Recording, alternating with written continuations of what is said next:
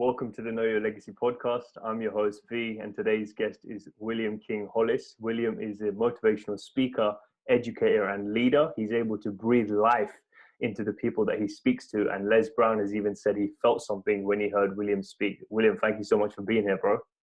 Man, thank you, King. Like, fam, it's an honor, brother. It is an honor to be on this show today, man.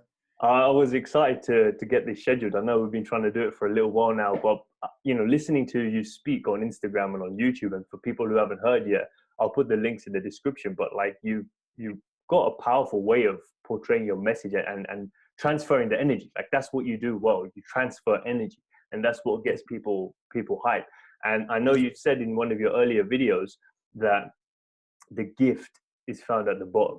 And you talk about the cereal box. So can you explain to people what that means, like that analogy of the cereal box, and what was the bottom for you? Like what was the beginning moment that you like to start your story from?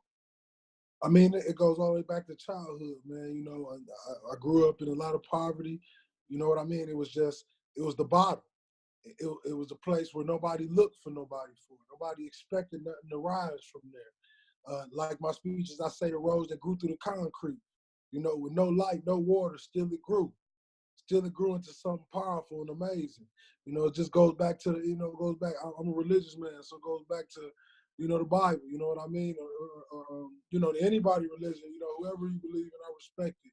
But like I said, I'm a man of God, and I look back in the story, in the Bible, I look at God, and I look where he was placed, in a place where nobody really could find him.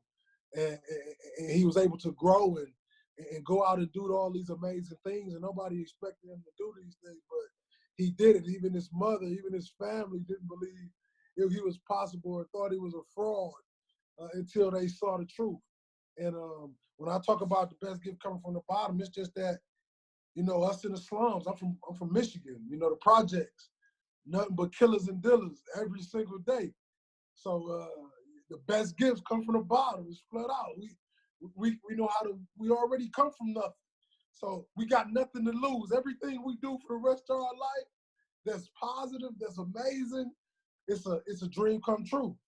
Every day we're exceeding expectations. People where I'm from, we supposed to be dead by 20, 21, 22. But I'm 29 now. You know what I mean? We define the odds, man. And like I said, you watch some of my speeches, you watch some of my work. I was a special ed student. You know what I mean? Couldn't read till I was 16 years old. I didn't have any marketing plan. I didn't have any of that stuff. I literally just spoke, and the world gravitated towards me. So that's why I know I'm from the bottom. So I know I'm one of the best gifts. What's some of those earliest memories that, like, from your childhood that come up for you when you think about it, and like those days of coming up in Michigan? Like, can you take us back to some of the memories that come to you? I mean, it's in America, it's pretty much normal, and in our neighborhoods, most hoods are pretty much similar. But it's watching your mother do drugs, watching people get murdered, watching your cousins and brothers get murdered. Just crime. You know what I mean? It was chaos. The worst type of chaos you could possibly imagine, man. It was, to me, that's it, man. It was chaos. And what was it like going through school? Did you know already that you were going to do something great, or like what was the thoughts that were going through your mind at the time? I mean, I knew I was going to do things great because I had a willpower at a very young age. I was mature than most of my age group. Some kids got the luxury, to having their mommy and daddy check them in every single night. But some of us had to raise ourselves, you know what I mean? So I knew that I was gaining something that half of these other kids didn't have. And that was a responsibility at an early age, and I had to grow into a man at an early age. So I literally always knew, man, anything I ever did, I put my all into it. Anything I ever wanted to accomplish, I did it. I spoke it into existence. You know what I mean? I said a lot of people think a lot of these athletes be cocky and arrogant, but the truth is they never had nobody to root them on. Nobody ever told them they was good. Nobody ever told them and their family that you're an amazing athlete. They don't really care from the outside voices, no matter how good they are.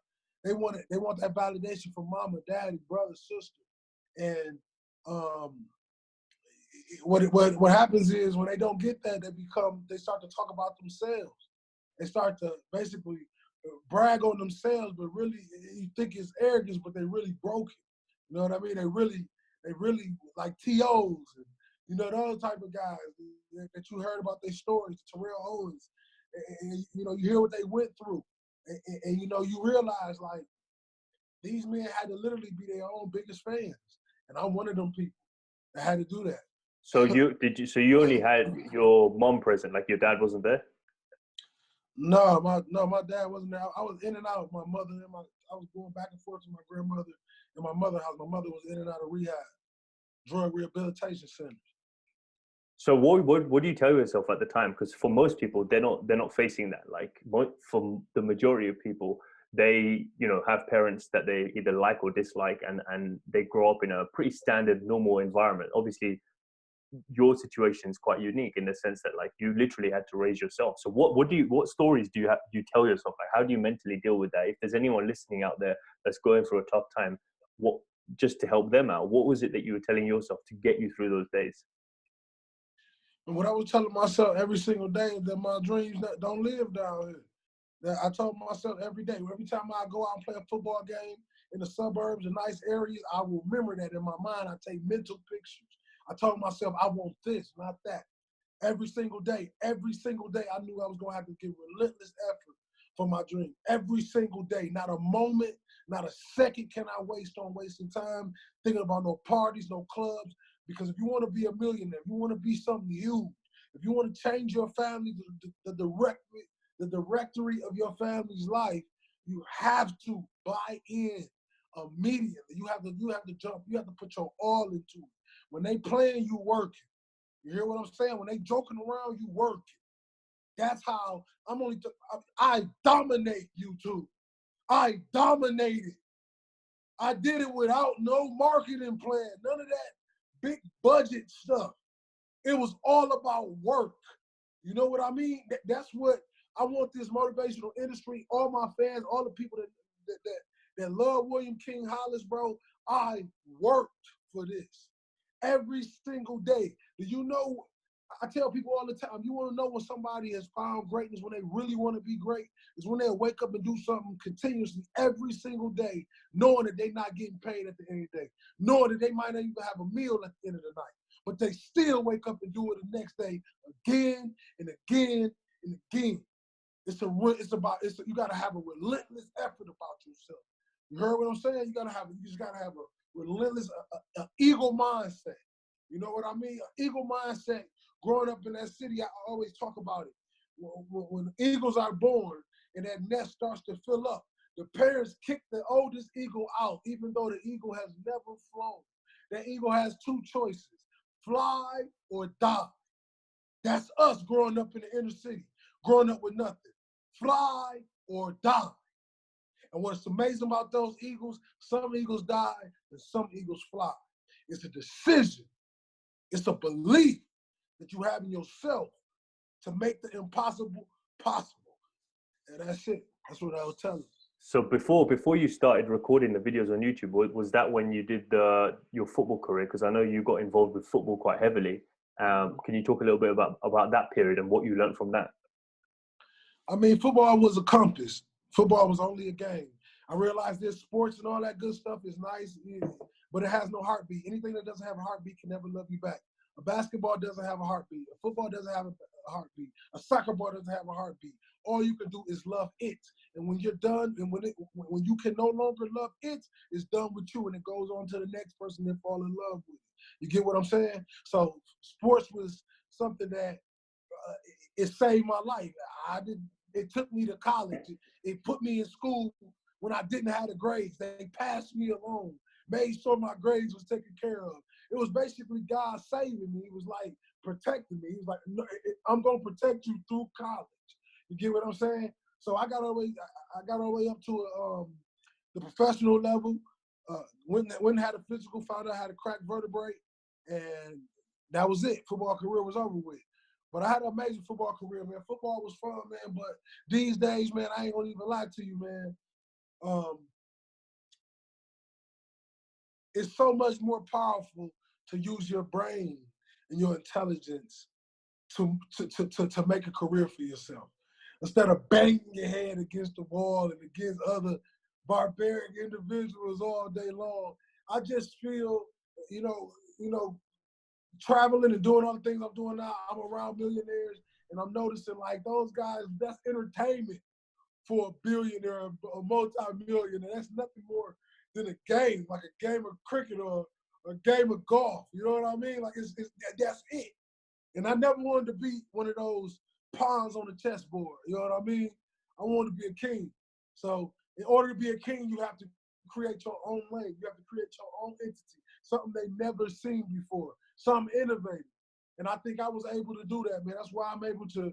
I feel like me personally, my personal opinion, I feel like I'm one of the best in the world. It's not just from me. That's from years of my fan base and my team, and just the way we built it. We built it in a different way. Most of my speeches was made in a corner with a pillow and an iPhone and a voice memo. I'm over 100 million views today. You know what I mean? Like that's what a lot of people, they can't say that. A lot of people can't say that, bro. Yeah, That's I love that. Yeah, because I want to ask you about that, because I know you've got multiple videos that you've put out now. When did the football career end, and what age did you start recording the videos? what age? Yeah, so when did you stop playing football, and when did you start recording the videos, if you remember? I mean, I stopped playing football when I was like, that was back in 2000, and I played linebacker, man. I got one of the worst memories in the world. Probably like, I know I was like 24, 25 years old. So when I stopped playing,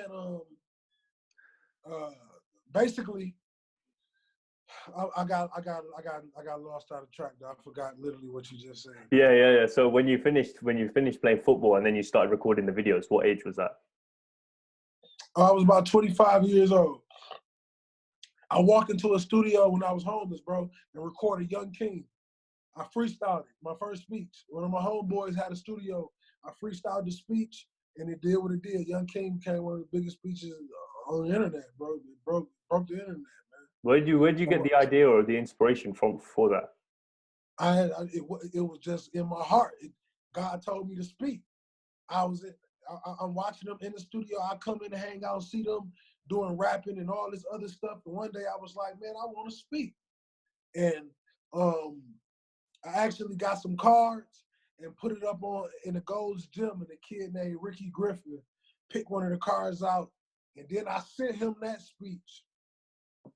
And it sparked my career. Then I got attached with Fearless Motivation, started working with them. Now with Motiversity, got 6 albums scheduled to be released. They're all done. Like I said, man, we just working, man. Like it's my call, man. That's all I can tell people. I can't say I'm more special than nobody. I just believe that, like Les Brown said, I believe the kingdom is voice activated. I believe it's a messenger that comes along every once in a while, and it doesn't make sense. You might not have all the intelligence of the multi-millionaire. You might not have all this stuff, but what he do got, he has that anointing over his life. And you know, I was blessed with that anointing over my life. And I'm just, every day as I wake up to a new blessing. It's getting bigger and bigger every day as we speak. And the beautiful thing is, everybody that was on my Instagram, that was on my fan pages, everything, they watched me grow from. I built this Instagram and my Facebook page from a library in Dover, Delaware. And I built all of this from the ground up. From the ground up, King. It's been about close to 3-4 years now. In 3-4 years, I've done what most speakers at least needed 9-10 years to accomplish, man. You know what I mean? And I know what I got. And I know what responsibility I got. So if you were to speak to some of the speakers who are coming up now trying to create a brand for themselves, like the way that you've done it, what would you say are the defining things that have helped you get the momentum that you've now got? Faith, man. A lot of faith. Because I'm going to tell you now, everybody can talk. Right now, motivational speaking is so oversaturated. Everybody can talk. I tell people this. If you think the motivational speaking industry is nice boys, no, they are not. They do. Nobody's out there to just help you. Why would somebody want to help you take money out of their mouth, food out of their mouth? You got to be smart. What I had to realize is I said, though, I got to stop reading all these other people's stories, because if I'm a religious man, God told me never, ever to follow man. I don't follow man. That's how William Hollis went. I follow God. Everything I ever needed, you know, if you either you was Muslim, you Christian, whatever you are, whatever you believe in, is in that book that we study.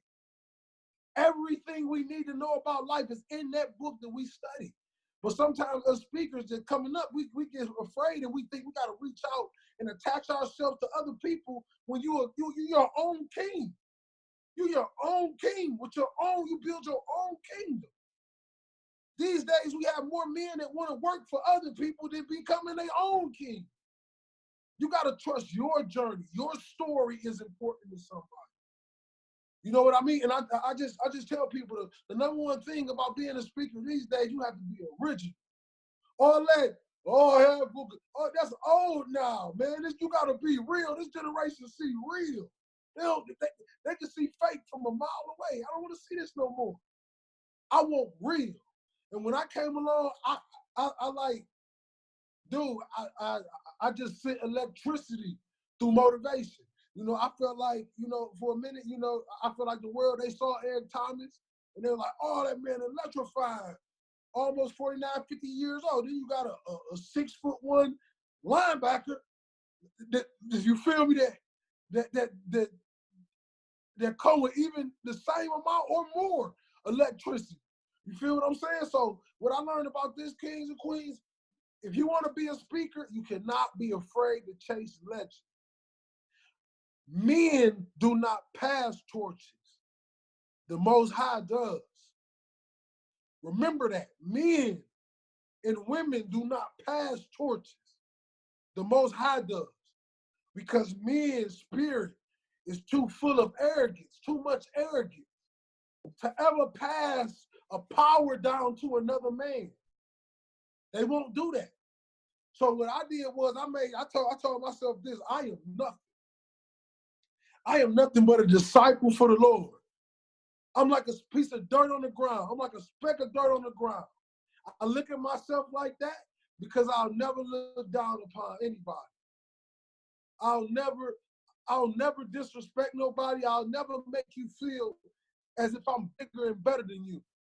When you work with me, you talk to me, I will never say stand behind me. I'll say stand on side of me. We are one. Brothers, we are one. It's a thing that I learned, man, about unity, man. And this is equality and unity is one of my biggest passions in my life. And I was, one day I was thinking, I was saying, what would happen if you put two seeds in the ground at the same time? Some may think those seeds may never grow, but this is what happens. The seeds grow together.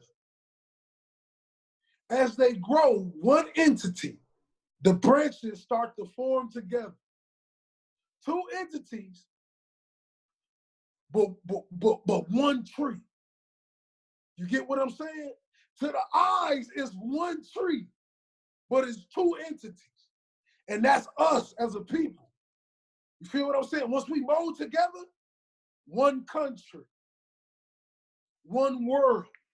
You know what I mean? Brothers and sisters, united, all separate with our own special qualities, but put together as one tree. You feel what I'm saying? And that's what I'm on a mission to do. You know what I mean? That's the sign God sent me. You know what I mean? I'm 29 years old, man. A lot of people never expect a 29-year-old to know the things that I know. And I didn't expect to know them either, but God definitely put things in my mind, man. I give glory all to him, man. I never, like I said, I never expected in a million years, man, to even be doing podcasts and doing any stuff like this, man. Like, that's why the power of God, I tell people, man, y'all literally are watching God at work, man. He's taking me, dude, he's taking me to amazing heights, man. I love that, man. Would you say one of your like superpowers, or one of the things that like stay with you day to day is gratitude? Like just thinking about God every day to keep yourself centered. Yes, yes. That's my dude. It's mandatory. I have to talk. I have to keep him on my spirit, because when nobody else was there, he was there. You know what I mean? When I didn't have underwear, somehow I got underwear. When I didn't have a home, I got a home. You know, when you know, I remember I bought a car, a Taurus, man, and they, I don't know if you're familiar with the term lemon. When they say you buy an old car and they call it a lemon. So let me tell you, this car lasted me for about a year, close to 2 years, man. They told me I had 4 months. I looked in the hood of this car, man. They said, man, I don't know who rewired this, who did this to this car, but King, that car drove until I had no more responsibilities in Alabama. You know what I mean? I was going through some legal issues, and I had to get down to court. I had to get back and forth. And God, dude, that car kept running for almost a year. Till everything was cleared, everything was okay. And he just let me free, man. And it was, like I tell people, they have no idea, man. The power of God, man, the power of what he'll give you, man. And I just wanted to be that, I wanted to be that disciple that hit the ground, man, and go save those babies in the hood, sitting on the block, selling dope. I want to dress just like them, look just like them, because God didn't preach in the church. He preached in the street, man. He went to the problem with no fear. When a man walks into the church, most of the time they halfway to God. But when you go to them kids in the street, they don't even know. So my job is to use my story, my pain, and show them. Oh, you don't believe them? Let me tell you something. Let me show you something. I'm going to show you he real. I'm going to show you I got every right to hate him. I got every right to curse him. In a weak man mind. My mother passed of a heroin overdose that my uncle sold it to her. Filed in the penitentiary. The last time I saw my mother was with her in the courtroom with shackles around her arms, shackles around her legs, because she had gotten caught stealing out of a store trying to steal food. Can you imagine the last time seeing your mother like that? It created another type of king, man. Before every king become a king, you got to take a loss. And until you take that loss, you might not ever understand what I'm saying. That's deep, man. Yeah, I can only imagine what that must feel like. But what would you say are like from the things that you see happening in your life? Well, from the things that have happened in your life, was there ever a point where your faith in God was tested? Yeah, the day my mother passed, it was tested. And for a long time after that, it was tested. But what happened was, I was getting mad at God, and what God had did was I fought for my mother's life ever since I was a little boy. I had a ticking clock. I never had a chance to be a kid. I always thought like a man, had to ground like a man. What God gave me a chance to do was to focus on my calling for my life, for what he wanted for my life. What he did for me was he took my queen to heaven. He said, I'll protect her now. She's okay. You go help my people. And that's what I'm doing. Yeah, it sounds like it's just perspective, like what you tell yourself about the situation that you're in. That's what helps you get through it. Either fall back and allow it to dominate you as a victim, or to become a victor and go forward and think, you know what, this is happening for me. It's the whole principle of life happens for me, not to me. And when you come in from that perspective, you start to put all the pieces of the puzzle together rather than think this is random. It's not random. It's all happening for a reason. If you purpose, see divine. it that way, yeah. So from all the people that you've spoken to so far, what do you think is the biggest thing that they need to hear? Like, what's missing that people need to hear? Right now, they need to know that it's okay, man. They need to know that, you know, the drugs, the alcohol, the partying, the sex, you're using it all to cover up the pain that you got inside. We got a broken world with a lot of broken hearts. And when you got a broken heart, every man, every woman, they know you can barely function. You don't even want to eat when you got a broken heart. And that's what we walking around right now, and that's life. With these broken hearts, they don't even want to chase dreams. They don't even want to believe. Everybody want to do evil. Everybody want to share the punching people in the faces videos a million times. And the person helping the homeless person 3 or 4 likes. You know what I mean? Like, this generation is completely broken and they need to be fixed. I'm going to say it in this way right here, and I'm going to leave it here. This is my best example. This is a generation that has a lot of good in them, but they're covered in scars. Good kids covered in scars. We got to heal them. We got to heal them before they can go on. You know what I mean? But that's the best example. Beautiful, great kids covered in scars. How would you say is the best way to heal them? Being there for them. Standing, walking that journey. I don't care if they selling dope in the crack house, meet them there. I have Bible study in the crack house. I don't care where I go. You got to meet them there and love them enough so they follow you where they supposed to go.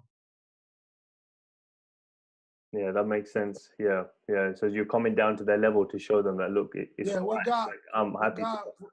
What did God say? He said, approach them gently. Gently. Gently. A lot of Christians, a lot of religions, they attack these kids so rough. But God said, do it gently. If you do it gently, if you listen to what he say, you'll get more done. I know this to be true. You listen to what he say, that Bible, everything about my career came from the Bible. That's my life book. That's my rich dad, poor dad.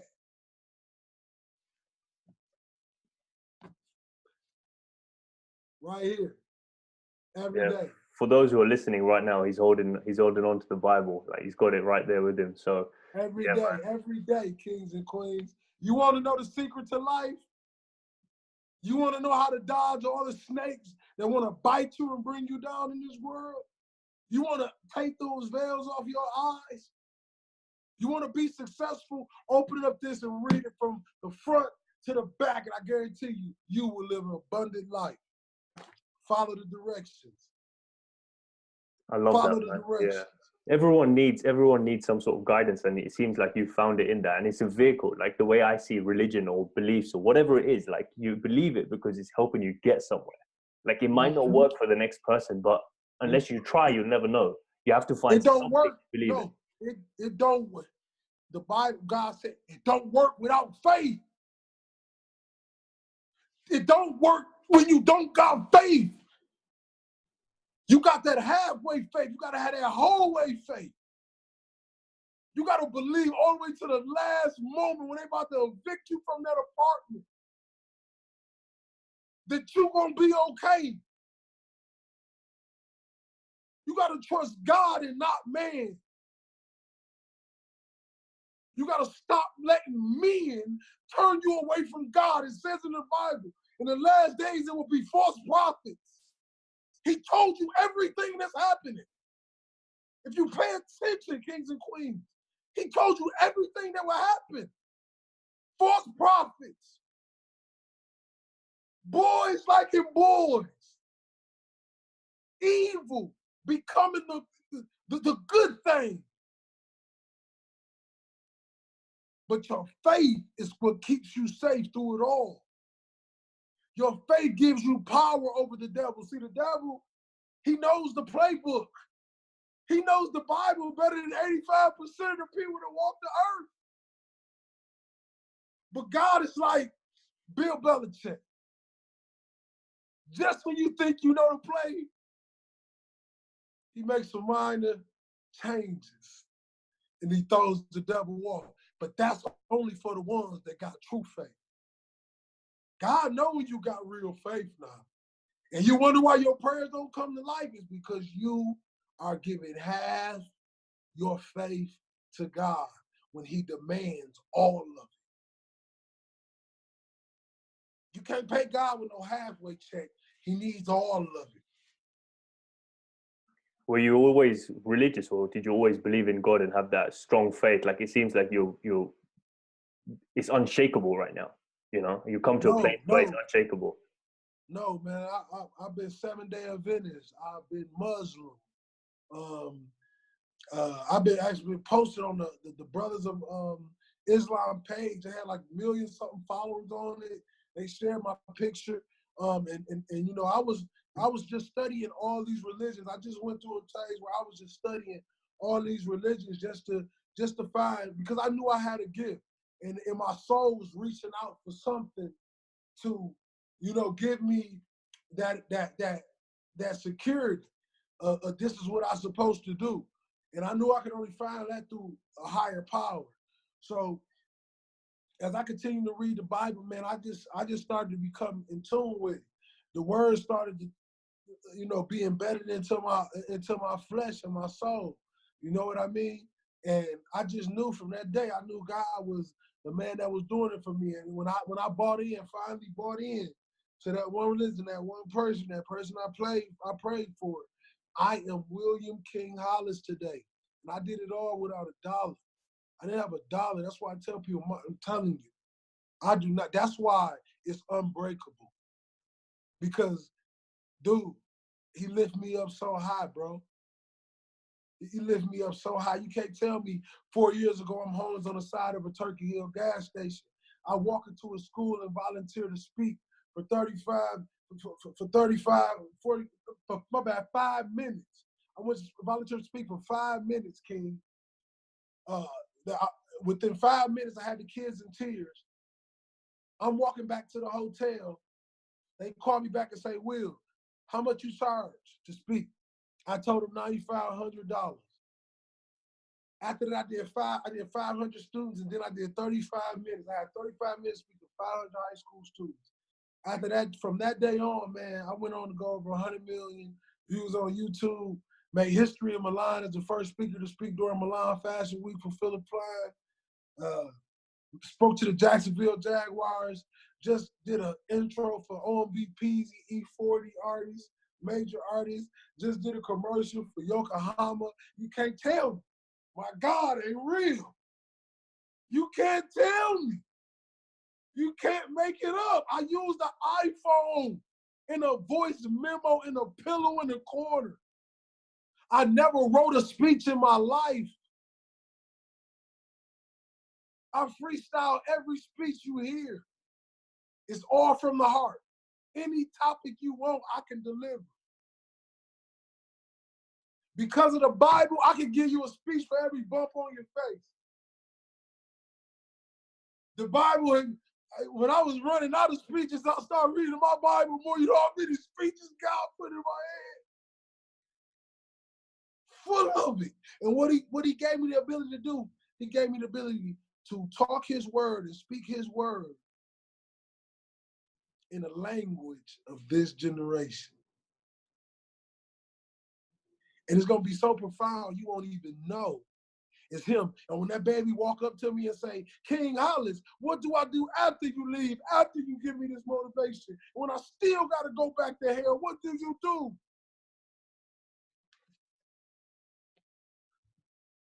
Take this book right here. Open it from the beginning to the end. And I promise you, I'm going to meet you over the top. Then you don't have to pay me $500 for no life coaching class. Because God going to be your life coach. Because he was my life coach. And I want you to have the best life, coach. I don't want to take people money. I don't want to lie to people. I don't want to tell people they're great speakers and they're not. I want to be truthful because God said don't lie. He didn't say lie because you might hurt their feelings. Tell the truth because that hurt is going to teach them a lesson that God wants them to know. Seems like you're in tune with like what's going on in your life and the lessons that you need to take on each step of the way. And like, it seems like you've got this level of focus now. So for people who are struggling right now to focus on something, to find purpose or find meaning in their life, other than reading the Bible, what would you say for them that has worked for you that you would advise them? What advise me is consistency. Consistency. Consistency is the tunnel to everything. If you never stop, you can never fail. If you never stop, you can never fail. The only way is up from there if you're consistent every single day. You're talking about staying focused. I don't baby people. You're going to stay focused if you want. You're grown. You're a man or a woman. You know what you have to do to be successful. Don't wait for another man like me or my brother by Paul. Don't wait for us to tell you what to do. You know what to do. The very thing you don't want to do is the thing you're telling yourself not to do every day. So then you go ask another person just to kill time and procrastinate a little longer. Yeah, I think for most people that's true, because if you ask them like what do you need to do, like the first step that you need to take, people will know, even if it's small. It's King, we live in an era of just the internet, King. It's so much positive educational information out there, King. It's just a swipe a finger away. We all know this. Like my cousin used to have a saying. He said, Will, don't thank me for something I'm supposed to do. This generation loves to tell people, they always asking, say thank you. Say, this the generation we're in. Say thank you, say thank you, say thank you. No. That's what you were supposed to do. You won't thank you for things you're supposed to do. Say thank God. How about that? Say thank God. I love that. Yeah. So like, who were the people, if there were any, that you looked up to that were getting you through the earlier times that you know from the earlier part of your journey, and who are the people that you look up to now? One of my coaches that coached me in middle school, man, named Derek Wynn. Another one of my mentors is Delvin Sullivan out of Huntsville, Alabama. Tony McGinnis. My old linebacker coach, Kelvin Powell. And I'm going to get to the point where I get done with this. A few other. Coach Higdon from Tuskegee University. Ramon Nickerson, my old DB coach, the old DB coach at Tuskegee University. And what I'm saying with all this is ordinary men. Ordinary men. They inspired me. They loved me. They took a kid, a broken kid, and they taught him how to be a man. They pointed me in direction. Even though we wasn't around each other, they could just call me and they'll send me, gospel songs like The Sinner's Prayer. He saw the best in me. Things like that when I was homeless. And one of my favorite songs by Marvin Sapp, he said, he saw the best in me. When everybody else around could only see the worst in me.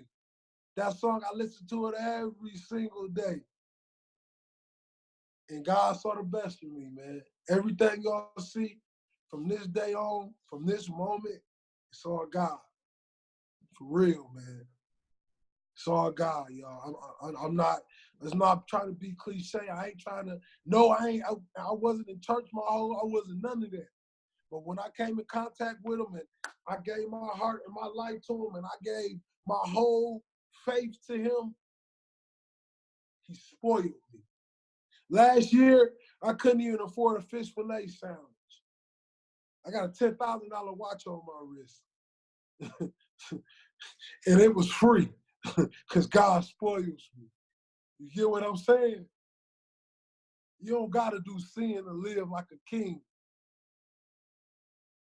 You don't have to do sin to live like a king. If you work for him, God gives you gifts, man.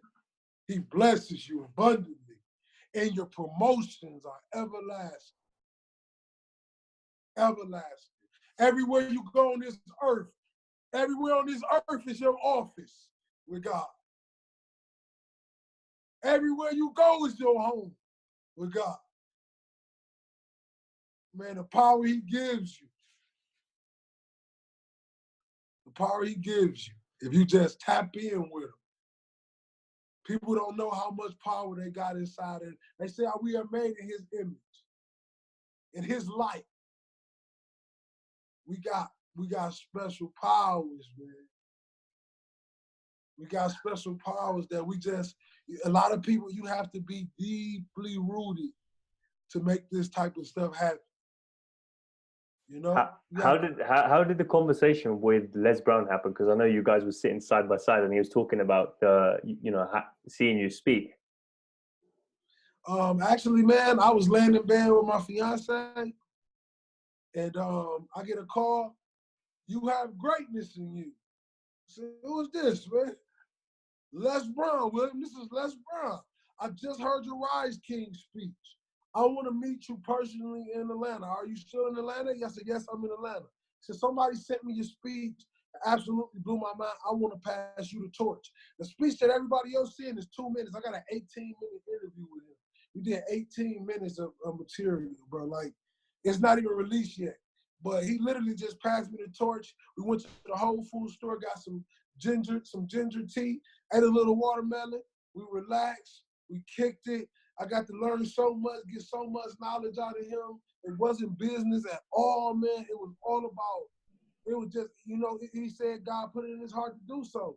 And he did it, man. He did it. He did it. That's amazing. That's how it happened, though, King. Just like that. That's crazy, though, man. Like, so what were the biggest lessons that you took away from him? He just told me to always stay original. He told me, don't sell your soul. A lot of people do and did. Told me all the mistakes he made. Basically tried to give me the game to navigate me through life so I won't really, make them same decisions or do these same business plans or, just taught me how to navigate through the sea. He gave me $1 million information that he didn't have to give me, but he gave me. But the biggest lesson was staying true to myself. Yeah, man. That comes up with a lot of the guests that I have on. Is just be your authentic self, and it's difficult for people to do that when they're looking at Instagram, seeing how other people are living. It's like, oh, I want to do that. I want to try and hide these masks or these scars. But that's where the story is. Like if you're courageous enough to share your masks or take off your mask, and share your scars, that frees other people. And I had it myself, and I wrote out a post. There's this whole 10-year challenge going on. And I didn't do, so it got me thinking about what I was like 10 years ago. So I looked back on Facebook to an old picture and I wanted to post it because I looked at myself at 16 and I was like, wow, who's this guy? Like what was going through my head at the time? I was a completely different person. So I wrote how I felt. And then someone messaged me a day later saying, I'm glad you shared that because I felt exactly the same way when I was 16. And it's allowed me to step away from that thinking and change my thinking just the way you have. And I thought that's crazy because I shared it because that's how I felt, because I wasn't scared to tell people. At 16, this is where I was putting on masks. I was trying to act cool. Like that's not me. That's the people that I was trying to be associated with was because I wanted to look cool or popular, and that wasn't me. and I'm not that type of person, you know? So when you do that, other people can start learning from you, and then they get the power to start expressing themselves as well. Absolutely. Like I said, man, my mission in life, man, is to turn the ordinary into the extraordinary, to make the impossible possible. Every time I step on the stage, I look at it just like this. I look at it as if it's 300,000 of God's children standing at the edge of a cliff. And they're about 15,000 feet high on the bridge. And I have 35 minutes to talk every single one of them off that bridge. When you go into a room with that type of mindset, it unleashes another type of energy in that room that I don't believe nobody can duplicate like I duplicate, how I do it. And until people see it, the only thing with me right now is just a matter of time before I'm on the main street. I'm busting open, but I'm so content. I'm so happy where God got me, because I'm looking at all these guys like, if you think that's something, you ain't seen nothing yet.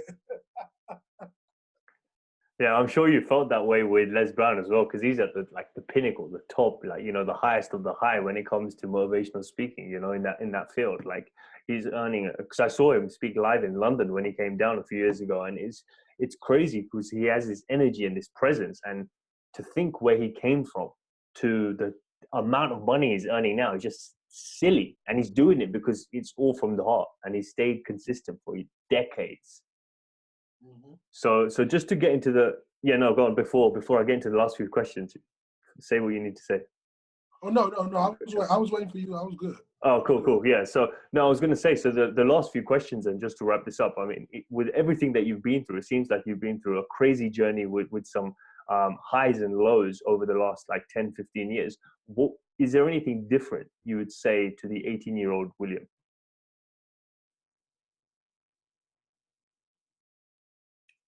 I would say, I would tell him at 18, if I could talk to my 18-year-old self,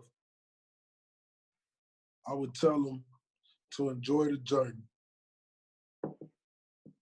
Part of it's gonna be hard. Some days you might hurt, some days you might bleed. But enjoy the journey and understand that every piece of pain you feel is building a strength that's gonna lead so many people to happiness and the promised land. And to make your mission as a speaker not only about motivation and how you can make millions, but about equality and love and respect for every human being that walks this earth. Because God did not put us on this earth to go to war with each other. He put us on this earth to grow his land, to love his people, to cherish his people, to give him a beautiful view. But so far, we're starting to give them horror movies. And it's time for somebody to wake up the country. It's time for somebody to wake up the world, a voice, a person that speaks God and not afraid to go against the evil or the devil, no matter how much money they got. You need somebody that preaches equality, because what is right speaks for what's right and not what's wrong. Not selling their soul for $1 million to go turn their back on their people. You know, somebody that's righteous. I love that. Yeah. Yeah, someone that can stand in the middle of everyone and be a force to bring everyone together, to unite them to head in one direction. I read a quote actually that you'd like it, and it was by I think it was a priest, Indian priest, and he said, at the end of the day, we're all just walking each other home. That's it. We're all heading in a similar direction, and so we should try to make the journey as enjoyable and as educational as possible for each other, because we're all here to do a different thing, you know? I love it. So if there was one lesson from your life that you could leave the world with, what would that be? Your pain will be your biggest blessing. Your pain, young king and queen out there right now, that's stuck in a household where your mama call you out your name, maybe she on drugs, maybe your father in the penitentiary, maybe your mother selling all the food stamps, you ain't got a meal.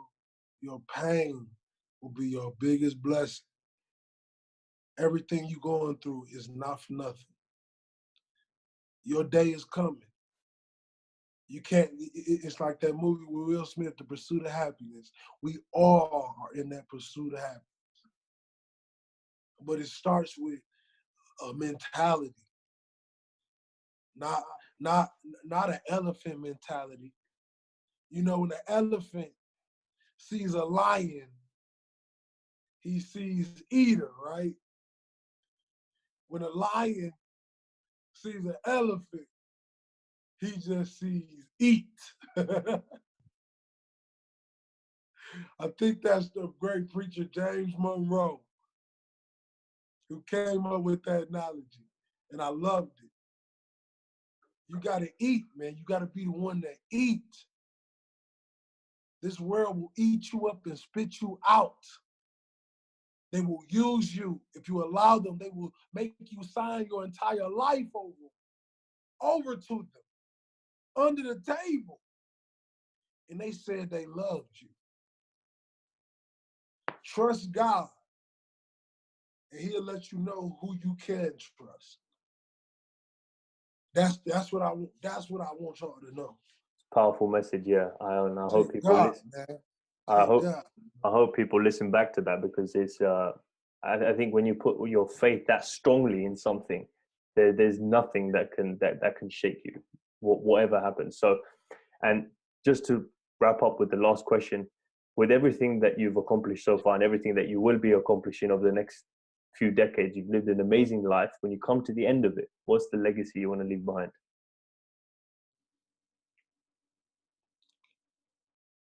I want the legacy to be, I want to remember the child that God found, because I didn't find God. He found me. And I want all the babies around the world to understand that you were touched. Before you were even in the womb, God touched you. He had a calling over your life. And I want to be remembered as that kid that God found. And he lived full and he died empty. It's like Les Brown say, a kid that gave everything and did it his way. He changed the rules of motivation. He changed the dynamics. He made God number one again. And his story allowed him to do so. So that's what. Yeah, I resonate with that message, because if 400 trillion sperm to one, like I've said that before on my Instagram page, it's great. Like you weren't chosen for no reason. There's a reason, and that the whole purpose of life is to figure that out. What is it for you? What's your why? What's your purpose and reason to walk in this planet? And when you figure it out, then you give it away. How can I serve the most people with that? Like, I know I have that gift. Like, you know, you have the gift of speaking. How can you give it away to serve people? When you start doing that, the presents start dropping, the gifts start dropping from God, you know? That's when you know you're walking in life. That cup will runneth over, brother. It'll start to runneth over. First you get them drips. I got them drips for 3 years, but this year, floodgates open. There's a quote actually I want to end with just before we finish it, and it was by Joseph Campbell, and he said, I don't quote me on this, I can't remember the exact words, but he was saying, when you follow your bliss, doors will open where there were only walls. And to me, that was so powerful, because when and I've seen it in my own life, when I start to follow what excites me, what I'm good at, and I start to help and serve people instead of thinking about how can I make money, you know, it's selfish. Wherever there was blocks and you thought it wasn't ever possible, the door opens. Like, it used to be a brick wall because you were thinking about it in the wrong way, and then the door appears when you start to think of it in the right way. It just opens, and life becomes easier when you're living in your truth. When you're living in alignment, life becomes easier. So And I love that that's the message from your story, you know, living in alignment. That's essentially what you're doing with everything that we've talked about. You've lived in alignment, and that's when life became more exciting. So Big faith King Hollis, man. That's what you call me, man. Big faith King Hollis. And I tell y'all right now, if you don't believe in God, you watch this, you're like, this God freak, keep watching. I will be the #1 speaker in the world in God's name. Trust me. Remember, I told you first. So remember this interview. You don't believe in yeah, God. exactly. We're gonna. If I let you down, when you see me in public, smack me in the back of the head. Like, King, you lied, King. This interview goes down. This interview goes down in history where we heard it first, man. So we'll come back and we'll record it. We'll record another one a few years from now to see where you are. But where, if people want to follow you and find out about your journey, everything you're up to, where can they do that? You can tap into WilliamHollisMotivation.com. Also, you can get me on Instagram at William King Hollis. Also, Facebook at William King Hollis. And I'm all over iTunes. Get my album, my recent album, Rise King. Amazing album, extraordinary, intense, dope motivation. You know what I mean? So, yeah, you can catch me at all those places, man. And you can DM me, you can write me. I do talk back. I am not Hollywood, I'm neighborhood. I am a man of God. I am not a God. I am just a child of God, and I am not bigger than you. So I do talk back when you talk back to me. I love that. When you Thank you talk so to much. me. Thank you so much for taking the time to share, bro. Like, it's been a long time coming, but I'm glad we did it, and I know this is going to touch someone. So thank you again, and I look forward to the next one. It was an honor, my boy Vipel. Hey, one of the best shows I ever did, man. Anybody out there, man? Hey, look, you want to see one of the dopest podcasts in the game? Hop in, log in to Know Your Legacy with my brother, Vipel. But he's not. I might have butchered his name, but this kid is amazing. Just call me Lock V. in V. with him, We'll go by V. It's easier for people to remember. My dog V. Like the Neptunes. You got the Hey, love, brother. Keep killing it, man. I love your show. I love your platform. I love what you stand for. I love how you want to inspire and uplift the country, the world. I respect you. And literally, King, this is literally one of my favorite shows I've ever done. Thank you so much for having me.